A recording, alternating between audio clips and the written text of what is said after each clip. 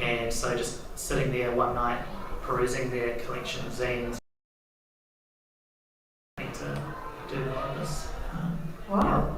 So where was Alphabet City based? I don't even remember where it was now. Yeah, like Eden Terrace. Eden Terrace, yeah. And they had all these, so the letter writing I should add was like all typewriters and stuff, so that was my very first zine I made, was written on their typewriters, just having fun with some friends, and it was sort of showed that it doesn't have to be like this like organised thing, it can just be like a fun process of just mucking around, kind of. Yeah. Sweet. What about you, Abby? So I had a friend called Natalie who's this like incredible illustrator, and then she was a part of Migrant Zine-trepeneurs, where I think she would like help design some pages, and I was like, what's that? Like, what are you doing? And then she told me about the collective, and she's like, just message Helen, like get involved, and it was as simple as just like sliding into the DMs and being like, hey, I love your work, like is there any way I can help out? And over the years I've helped like facilitate a few workshops.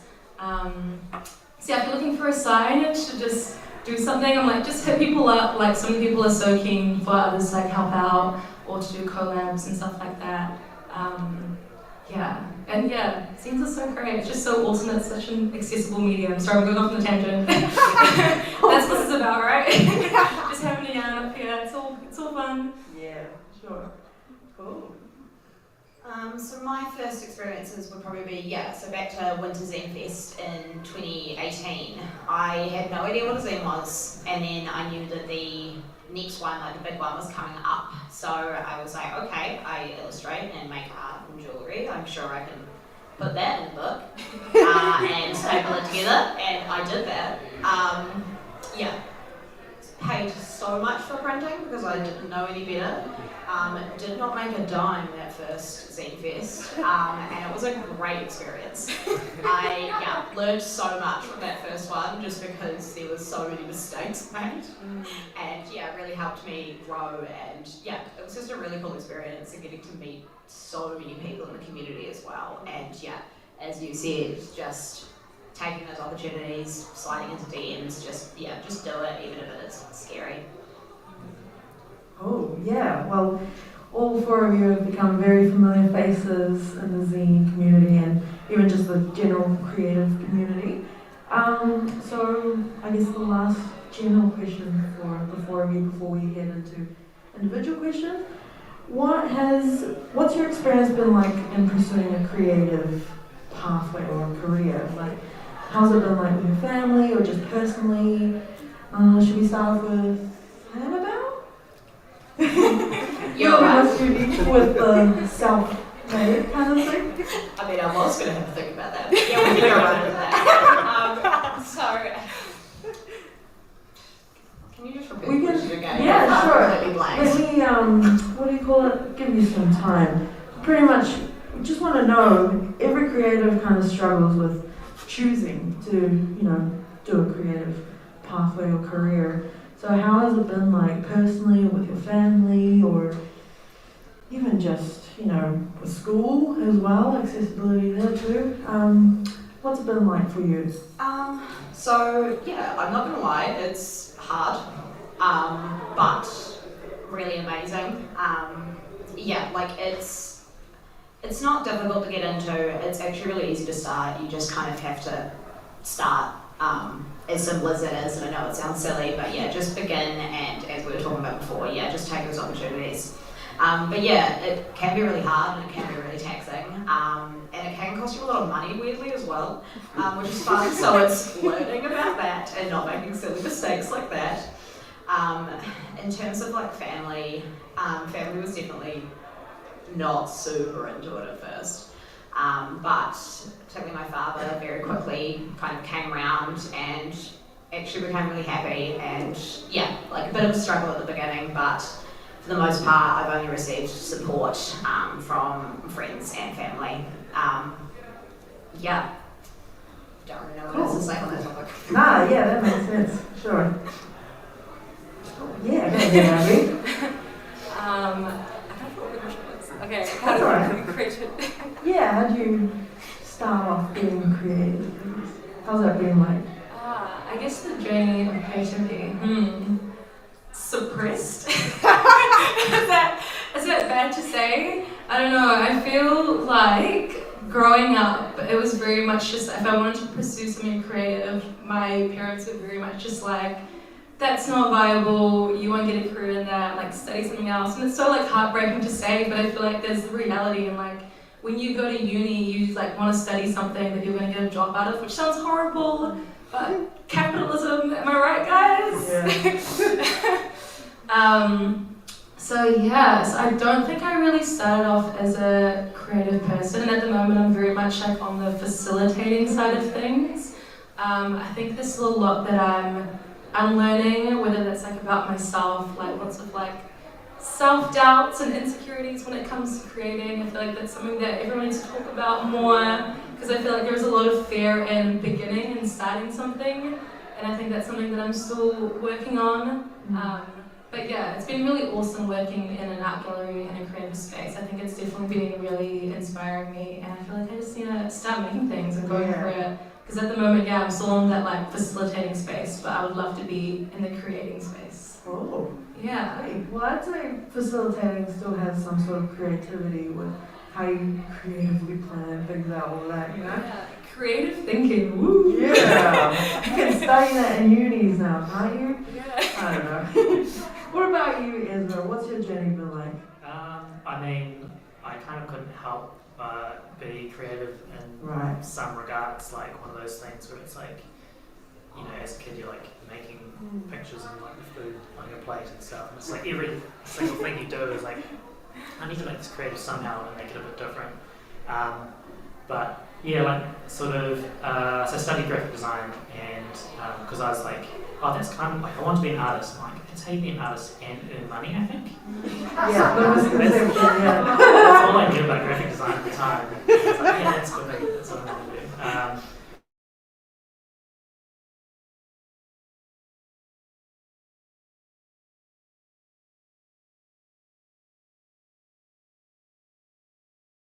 Like very prescriptive about what creativity is, and like, actually no, I don't need to be creative in that way. And like I think these days, like there's so much, like as a creative person, like you generally love other creativity, and you like immerse yourself in creativity. You see all the different things that people do, and you're like, I want to be just like all of them. And I think that's what I've kind of, I've never struggled with like being creative, but it's like I almost like want to do too much stuff, and I know there's like a lot of other people out there that are the same, and it's like I want to, you know, having to like even narrow down to just do graphic design was like hard for me. It's like, oh, I kind of want to be an architect, kind of want to like do something. Like you just have to kind of pick something at some point. But yeah, like I think what I was trying to say is like having all of those creative, like wonderful people to compare yourself against is like can be really hard. It's like, you know, at a certain point you just got to be like comfortable with like the stuff you make. Like, yeah, this is cool. Like, is it as cool as like this stuff or this stuff? Like, it doesn't really matter. Yeah, I don't know if that answers your question. No, that makes sense. Yeah. Oh, what about you, Toby? Yeah, so for me, I mean, I think I'm probably the oldest at the group of us. Yes, I've been probably doing it for a while. And for me, I think I do have to say it took me a long time to get to a place that I was earning a living doing creative work. I think for a very long time, they were two quite separate things, like what I'm doing creatively and what I'm doing to earn money were, I thought of as two very separate streams in my life for a long time. And I washed dishes and worked in retail and all sorts of other stuff, and then go home in the evenings and draw. And I kind of for a long time didn't really think that I would ever be able to make a living drawing. Like I didn't really just see a path for that in New Zealand for a long time. And like lots of people have said, like it was the sort of thing that my parents were a little bit like, are you sure you're not wasting your time with this? Is this really going anywhere? But I always just sort of had to make stuff, like Ezra was saying. I always was drawing, and I was always trying to come up with stories. And I think over the years my kind of work stuff and the creative stuff kind of gradually came closer and closer together. I started doing sort of design jobs, worked on designing magazines, and then worked in design agencies, and slowly they sort of merged together until I wouldn't have been about I think it was like 32 or 33 when I sort of made the thing to quit my day job and go full-time freelance illustration. And that's a scary thing to do. It's a very scary thing to be like, That's good to hear. quit the day job. But yeah, it is possible if you keep looking at it. But it's scary too. It's a hard thing to do. Definitely. Yeah, it's a very scary leap to do, and even to do things on your own without having that specific job and that. But yeah, it's nice hearing how people get along and do creative things and still get by. So that's cool. Sweet. Well, I'll start off with some questions for you, Ezra. So, you are a much loved designer. A lot of people take inspiration from your work. It's very kind of you. And you say, everyone I went to AUT design too, and everyone's like, oh, Ezra. Not to, be a fangirl. But you specialize in making things pop. So, how do you do that? What's your secret in making things pop? Because it really seems like you do. Oh, that's good, because I sort of have it on my Instagram as like a bit of a tongue-in-cheek sort of thing. Because who even knows what making it pop is really? Oh gosh, yeah. I don't even know. I think it's. I think honestly, like making it pop means something different to each person, and the biggest part of making it pop is understanding what that means to the person that you're making the thing for. It's like for one person, making it pop might mean doing this particular style, like this particular colours, or like hitting this particular sort of like audience or something. So I think making pop's really just about being like a mind reader and understanding. Yeah, okay, so you need superpowers. Well, honestly, I think that's what, like, if you're being creative like for a client, like mind reading is like a huge part of the job. and Nice. Okay. Yeah. That's cool. I think that answers it. Yeah. I don't know what I expected. I don't know what I expected when I started saying that either. Cool. So yeah, as you've said, you've been around Zinefest for a while, and you've even set up. Well, it's not around anymore, but you set up a little studio called Final with your wife, was it? It was my wife Lauren, Yes. who I still work with Nice. today. Wow. Desk next to me. And our friend Eden, who's just moved over to Melbourne, and we're very jealous. Oh. Um, You want to leave Auckland? yeah. Well, I actually don't. I'm just jealous of everyone that gets to. But yeah, so we were all at AUT together, and we sort of started what is AUT Zine Club, which some people a couple of years ago brought back to life, and it was so lovely to see that other people want to kind of follow in your footsteps a little bit, and they're doing like a way better job than we ever did, because we were just so haphazard, which is kind of like the zine ethos. So I'm not, I don't have any regrets or anything. And then we left AUT, and we were like, oh, what the hell do we do now? We can't do AUT Zine Club anymore if we're not at AUT. And we were flatting in Greyland, and we happened to be on Trade Me one day, and there was a little space for rent just down like 2 blocks from our house for quite cheap. So we're like, even if we just we'll try and get some other people to share the rent and just use it as like a little workspace. And yeah, it was lovely. We had it for 2 years, did a whole lot of fun stuff. Got a big Rezo printer and made a lot of zines and had a lot of fun, and it was great. Yeah, it was really great. I mean, I think, I know my sister Camila dragged me out, well not dragged me, but she went to some workshops you guys had. Never dragged, no, it was great. But it was really great to see something so small, especially kind of outside of Central City. I mean, it's Greyland, still central, but yeah, we couldn't afford anything in Central City, yeah. So it's out of necessity. But cool. And so, how did you guys finish that off? Did the lease end? And just rather unceremoniously. No, it was honestly as simple as like just all of us had kind of been priced out of Grey Lynn, Right. and so we were having to like drive 20 minutes to get there, and it was just sort of like it lost that kind of spontaneity. You know, you couldn't just like go down one night and spend a late night doing printing. Right. And so yeah, it was sort of like didn't really end with a bang, but with a whimper a little bit. And so, but I mean, like that's fine. And I think we'd all just kind of got really busy with our day jobs, and so it kind of just didn't make as much sense anymore. But we have very fond memories of what it was, and we wouldn't have done anything differently, I don't think. Yeah. Oh, yeah, it's definitely, I guess, in the memories of a lot of zine makers. Well, thanks for telling us about that. And a lot of people might know you from your, I guess, pseudonym Packed Lunch Club, your illustrator kind of pseudonym. Where did that name come from? I've always wondered about it. It was sort of like kind of aspirational to me. Like for me, like someone that packed their lunch just had their shit sorted. Yeah. That's kind of the simple answer. Is that it's like, wow, to pack your lunch the night before, like, is like, and I wasn't that person at the time. But, I don't know. So it didn't really have anything to do with zines, but it just had more to do with like having your brain switched on. It was sort of like a tongue-in-cheek sort of thing as well. So yeah, that's Cool. where that came from. Sweet. All right.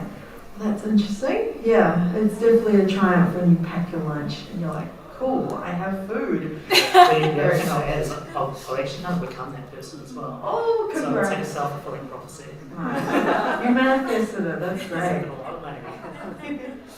Cool. So I guess that takes us to Annabelle. You're also a much loved local maker and artist.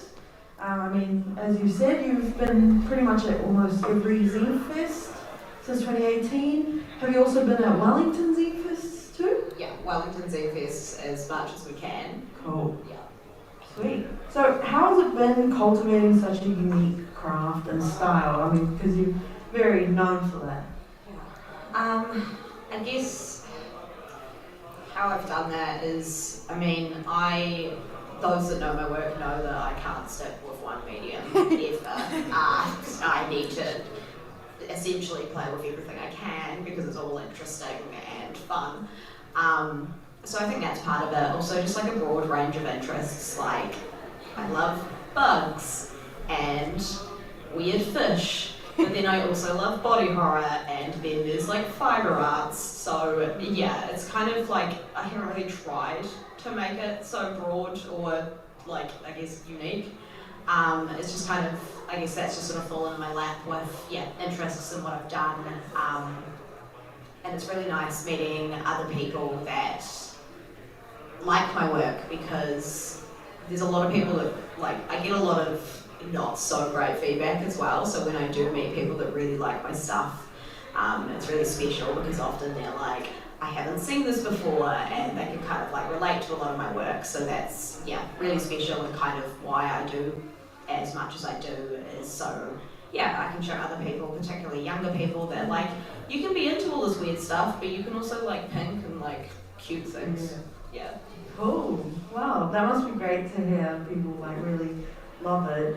But how do you deal with kind of, I guess, I don't know, feedback that's shocking, or are they afraid, or they're just mad? So my kind of my theory with my work is I want a reaction, basically, whether that is a good happy reaction or someone is disturbed or uncomfortable. I quite like making people uncomfortable with my work, not in a bad way, but in a gets them thinking kind of way. I do, I haven't been doing them a lot recently, but I used to do a lot of vulva paintings.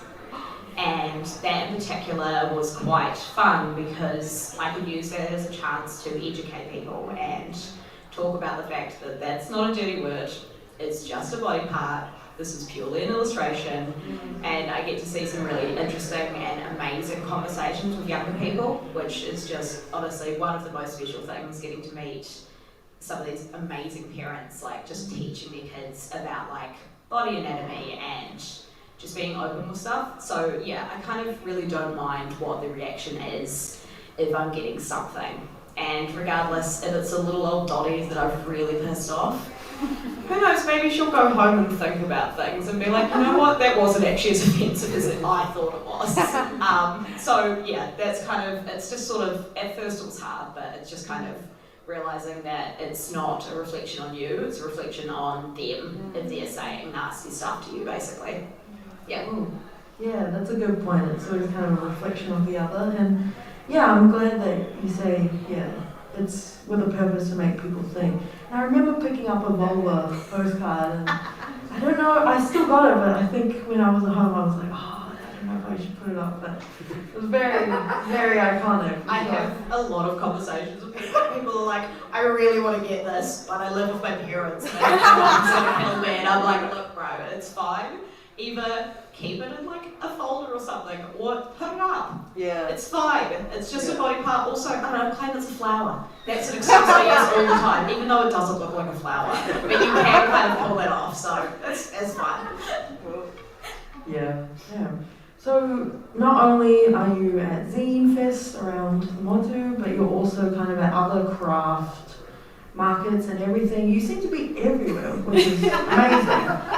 How do you deal with that? I mean, how do you stay on top of things in terms of preparing for markets and even socializing with everyone? What's that like? So yeah, I guess me and my best friend, Sani, who's just in the audience here, yeah, we try and get to as many events as possible. A, because we enjoy it, and B, because it is our income and it's our biggest earners, is doing in-person markets. But in terms of like coping with the amount of workload sometimes, honestly, I don't.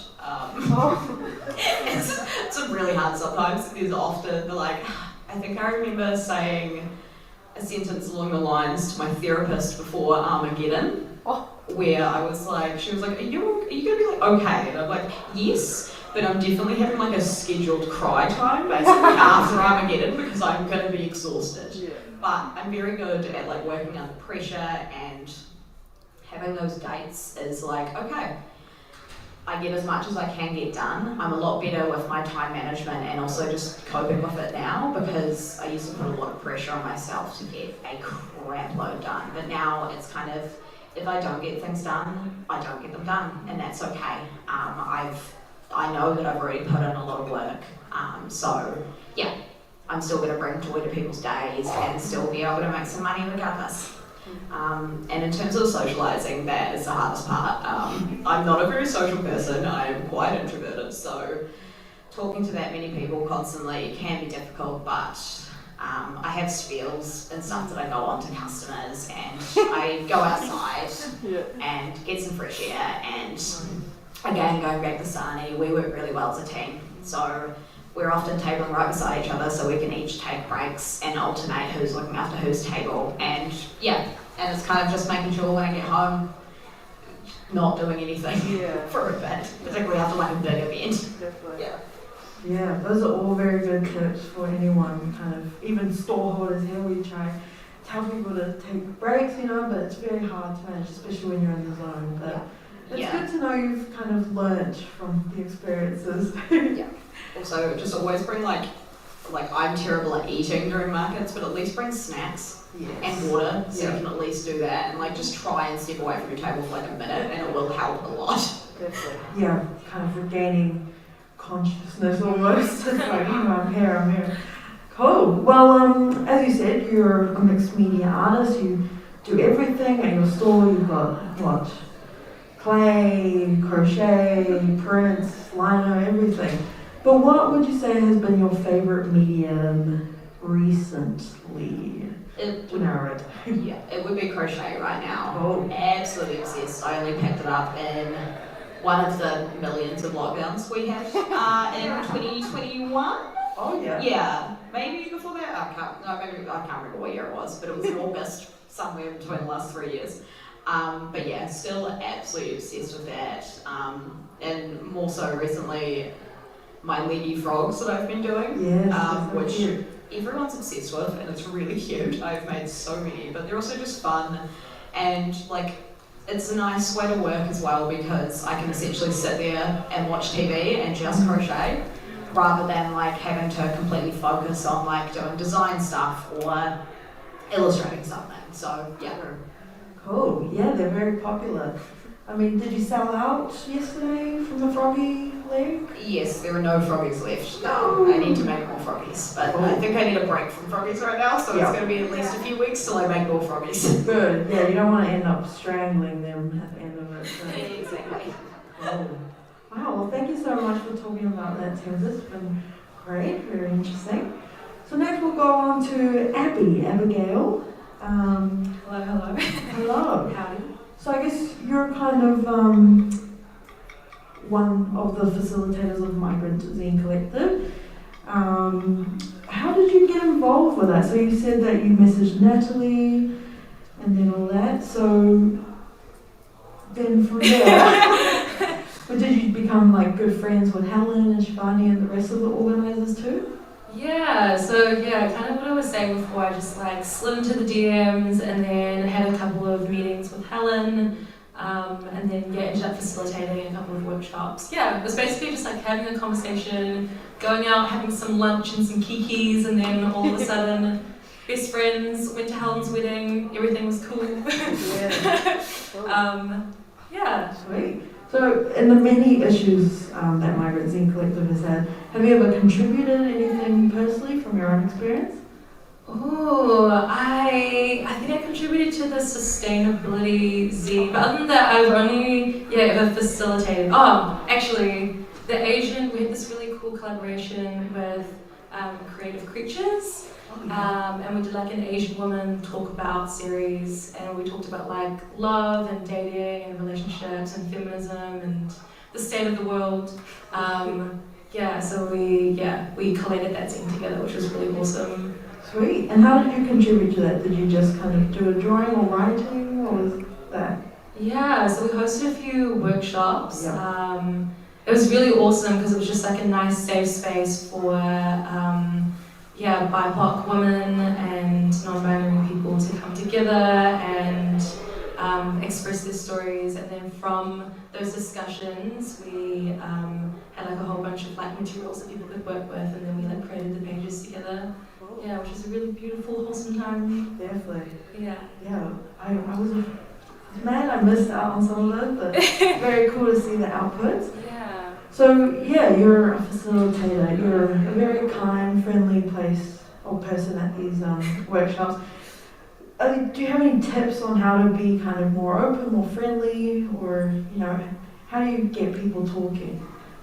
Oh, that's a good question. Just ensuring that spaces are like safe and comfortable for people. Definitely not like having that pressure of people to like talk, but just giving people the space to talk if they want to. Just being very communicative about spaces where people can break out if they like feel like the conversation's getting too heated or too much, or just having that constant dialogue I think is really important. Yeah. For sure. Cool. Well, now you're at Studio One doing the programming there. I always forget titles, sorry. But how does creativity manifest in that job? Because you're kind of the odd one out here. You're not, a crafter or a maker, but you still, creative thinking. How does it manifest in your work? Yeah, I guess like creatively, like planning events or like connecting creatives together has always been really fun. I've been working a lot with Agenda Zine, who's next to us upstairs, so also go check them out.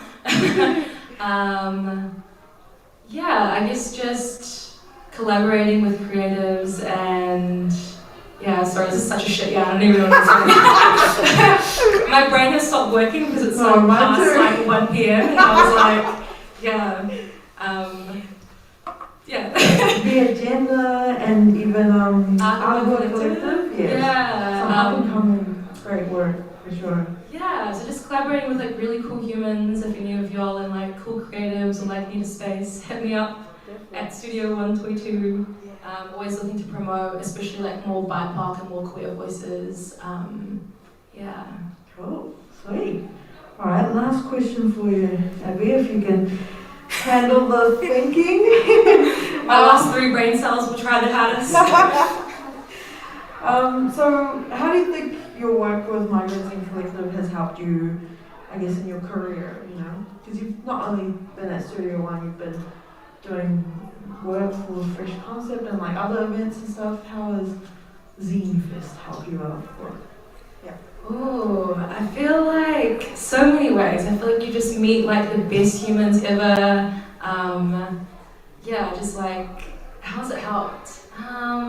Definitely a lot in terms of facilitation skills and email answering. Oh yeah, sure. Know how to write a strongly worded email. Yeah, just the small little things. Yeah. Connection is a big part of it, I think, for sure. Yeah, just helped a lot in like community building, which is so important. Yeah. Cool. Well, thank you so much, Abby. Thank you. So next up we have Toby. Just a couple of questions for you too. Sure. I'm sure there's a few people excited to hear from you, as you know, you're known for your amazing work. Let me see. So, you're most known for your comic making, especially ones about social issues, and you've made them really digestible and educational. How did you get into that? How did you combine writing and illustration skills? That's a good question. I've been making comics, like I said, since I was a kid, and for most of the time they were sort of fictional comics, just coming up with, you know, stories to tell. When I was at university, I discovered the work of Joe Sacco. It's kind of like often called the father of comics journalism, or the inventor of comics journalism. And he had these incredible books. There's a book called Palestine that he had gone and lived in Palestine and made comics about what the daily life was like for people there, and used comics to tell, you know, what's quite a complicated story and quite a serious story. And I had never really thought of comics like that before. Like, I was really interested in politics. I was studying politics and English at university, and doing my own comics, but I'd never really thought of kind of merging the things that I was interested in talking about in terms of politics or social issues together. So I kind of tried to give that a go, and I did a comic about, you know, I was obviously going to travel to a far-flung place at that time. It was just the world that I was living in, this sort of music kind of world. So I did a couple of comics about friends of mine's bands and about the music scene in Wellington. And I loved it. I thought it was something really interesting there. And for years I tried to pitch that idea to different magazines. Tried to say I can be, you know, do this sort of journalism thing, but it's a comic. And I got knocked back every time. Like, I tried to email all the newspapers, all the magazines, about once a year I'd get I'm going to do it, I'm going to give it another go, I'm going to send out a bunch of emails. And I never didn't hear anything back, or people would say, oh, well, you know, it sounds interesting, but we can't really picture what you mean. So it was a long time before I got a chance to sort of regularly do that. It was when the RNZ started the Wireless, which was supposed to be their kind of youth website, and they were looking for things a little bit different.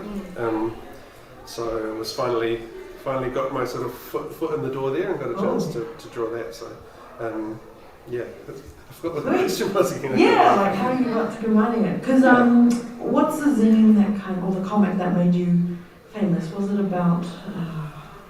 Trying to think on the top of my head. But you mentioned it earlier. There's one that I did a couple of years ago called On a Plate. That was about, it sort of had sort of two people's daily situations side by side, and sort of like talking about privilege and the little differences that add up through their sort of upbringing. That was one that really went really viral all around the world, and that was kind of the moment that I was still working in an ad agency actually then as an art director, but that wasn't really what I wanted to do. I really wanted to make comics and draw, but that going so big was what gave me the confidence to be like, screw it, I just have to give this a go and quit the day job and see if I can make a living just doing comics. Wow, once again that kind of leap of faith. Yeah. Very common.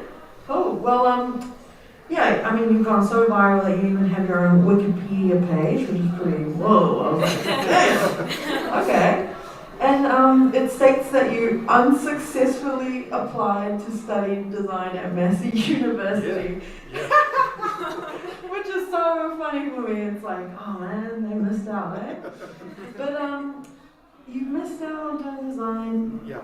And then, you were studying journalism. So how did you get back to being part of the zine scene or the actual craft? Well, I never really stopped. Like I just kept doing that, and like I say, I made friends that were in bands and doing sort of DIY type creative activities in various ways. And zines was a big part of that.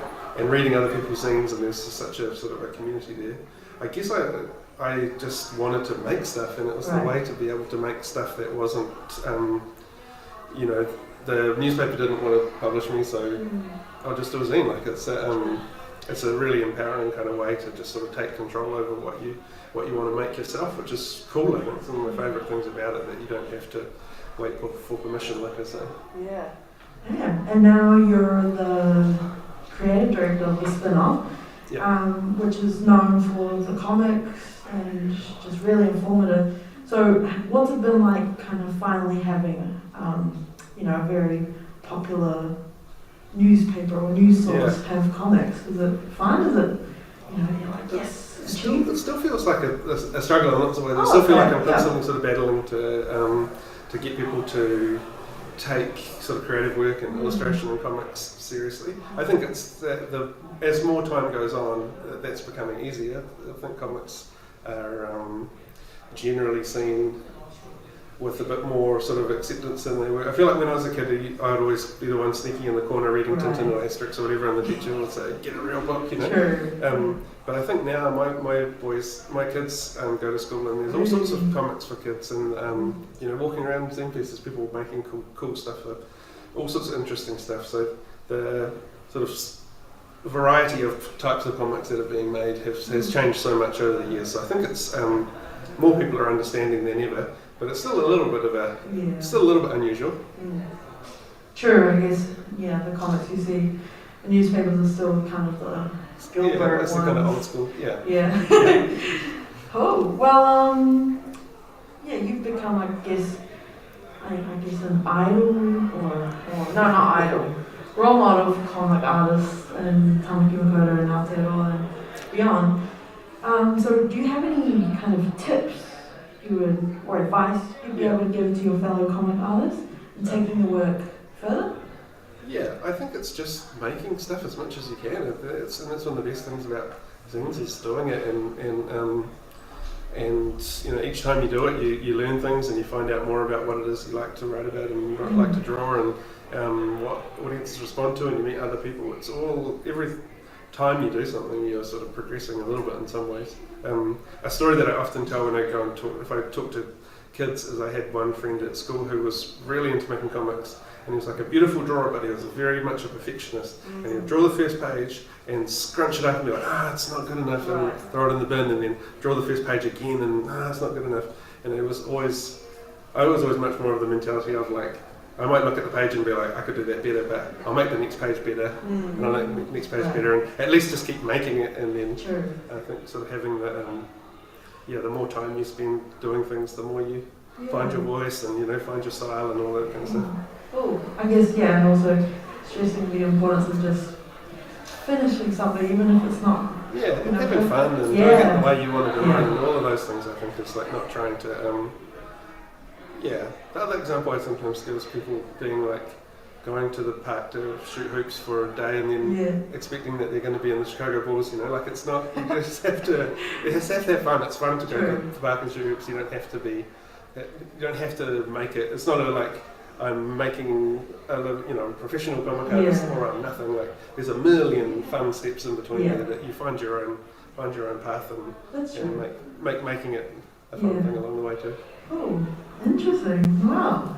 Well, thank you so much for speaking about your journey, Toby, and everyone else for speaking about it too. We'll just go for the audience for any kind of questions if anyone's keen. Josh? Oh, do you want a mic or something? I could just scream. Okay, cool. Should be fine, yeah. Just talk a little loud. So I know as a creative personally, I always feel like the next thing I do is going to be the thing that people realise is going to be like, oh, this guy sucks. Like, oh, actually, this guy's been bad the whole time. Do you guys ever deal with like imposter syndrome? And if so, like, how do you like convince yourself like that it's not the end of the world? Very good question. Yeah. Something we all need to know. That's still very much a familiar feeling for me. I'm always like, this is the time that I'm going to get found out. Just making it up. Like, he's just drawing things. That's a hard feeling to shake. I never managed to shake. I always have. There's a little voice inside that's like, this. People are going to say this is terrible, but you just have to keep going. I think like it's not. I don't know the easy solution for that. It's almost like you can't really shake it yourself, so you just have to realise that everybody's experiencing. That's kind of depressing. Everyone's faking it. Also struggle. Wow, good words. Also struggle with that one.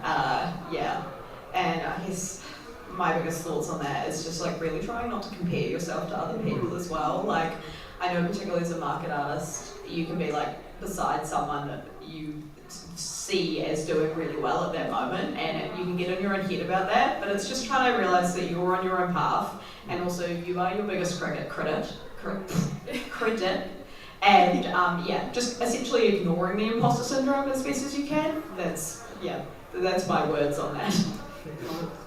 What about you, Abby? Anything? Oh gosh.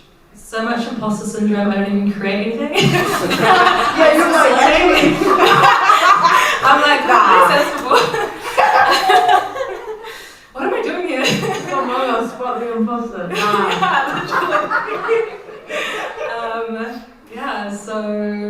Just working, you just gotta work through all that self-doubt and fear. I should take my own advice actually. You're doubting yourself on good. No, it's true. Cool. All right. Any other questions or? Oh, okay. You in the front here. Yes. Okay. So it's very common for creatives to experience burnout essentially, and I'm just wondering, as obviously more experienced creatives, how do you balance it with your? Because obviously once you go professional, it's hard for you to take like a half-year-long break just because you got burnout. How do you work through it while working? Is like kind of my question, I suppose. Like creative burnout, yeah? Oh, it's hard. Any tips, experiences?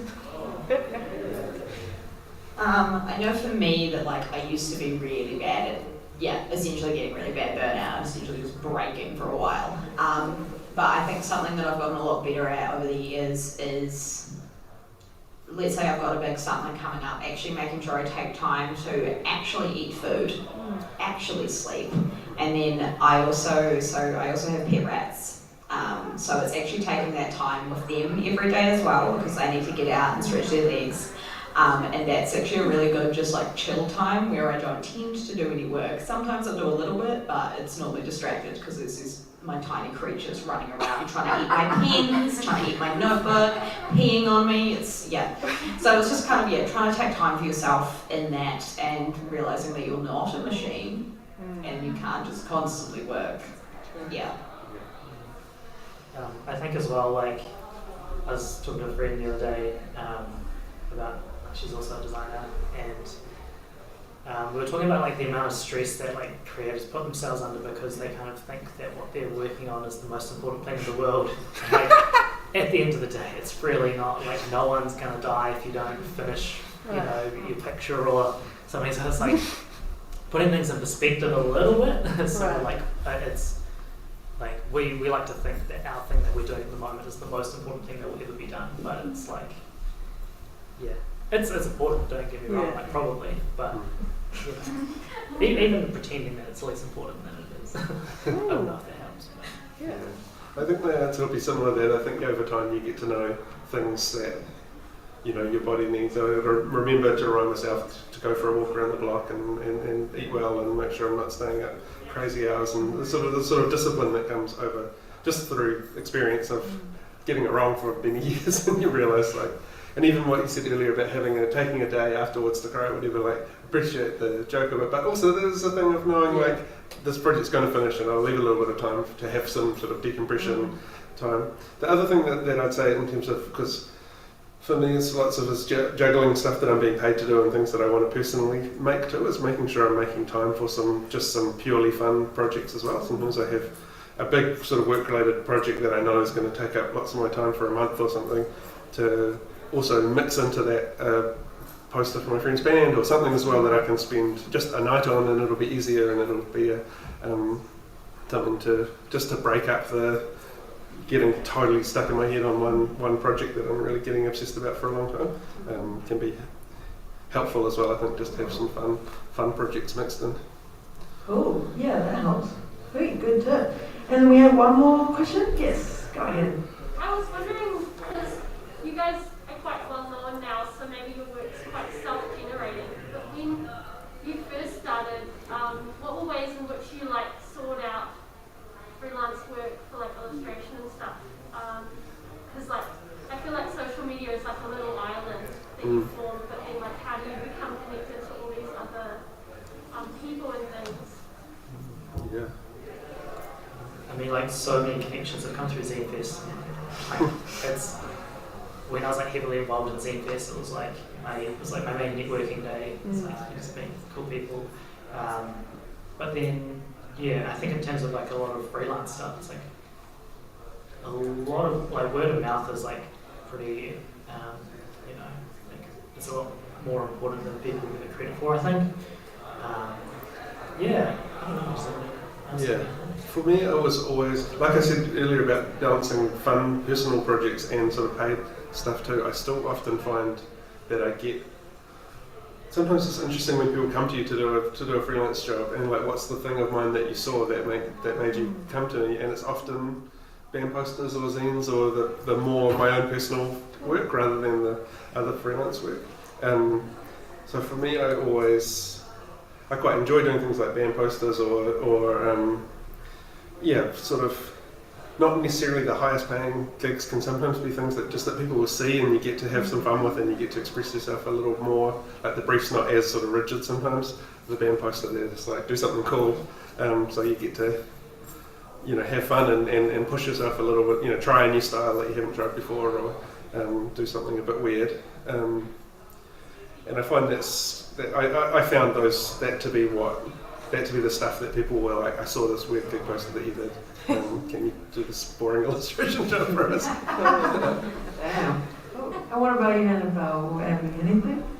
In terms of freelance stuff, I can't really comment too much. Like I do the occasional commission, but in terms of like actually getting connections and meeting people, Zinefests hands down is probably where I meet the most people and the most potential customers and all that sort of stuff, and also just all the other markets. And then just like word of mouth is really important. Like the amount of people that have come to me being like, yo, I want this really specific pair of earrings because so and so told them that I might be able to make this very strangely specific pair of earrings is quite a high number. So word of mouth is important. Any tips for you, Abby? I guess outside of the craft. See, my brain's just I guess it kind of turned into connections too, Yeah, I just feel like just be genuine, just be nice and kind and make those connections. Like I said earlier today, slide into the DMs. I feel like that's the one thing you take away from anything I said today.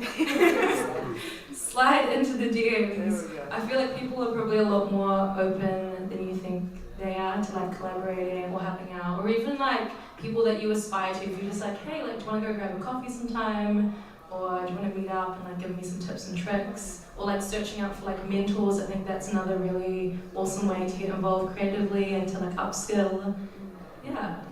Get onto it. Follow your dreams. Hell yeah. Well, that's a good way to kind of end the talk. Follow your dreams. With superpowers of making it pop, and then making connection and balancing time. We learned a lot today, so thank you so much for the four of you coming here and talking about some great things. And thank you so much for the audience for sticking it out. I think there's half an hour left to Zinefest, so go look everywhere you've seen. But yeah, give them a round of applause.